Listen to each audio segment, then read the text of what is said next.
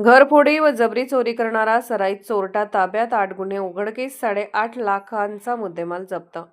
22 मे रोजी चिंचणी वांगी पोलीस स्टेशनच्या हद्दीमध्ये देवराष्ट्रेमध्ये पहाटे 2च्या सुमारास बाबूराव बलभीम सुतार यांच्या घरी अज्ञात 2 इसमाने प्रवेश करून घरातील लोकांना कोयत्याचा धाक दाखवून महिलांच्या गळ्यातील सोन्याचे दागिने काढून घेतले होते. याचा तपास करीत असता स्थानिक गुन्हे विभाग सांगली पथकाला एक इसम संशयितरित्या तासगावमधील 5वा मैल परिसरामध्ये फिरत असल्याची माहिती मिळाली. त्या ठिकाणी जाऊन त्याला ताब्यात घेतले असता त्याने आपले नाव करण उर्फ करंज रज्जा शिंदे, वय वर्ष 19, राहणार हुबालवाडी, तालुका वाळवा, जिल्हा सांगली असे सांगितले.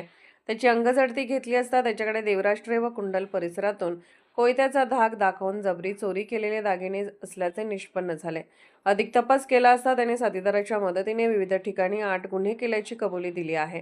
त्यांच्याकडून एक मोटरसायकलसह सोन्याचे दागिने असा 8,50,000 रुपयांचा मुद्देमाल जप्त करण्यात आला आहे.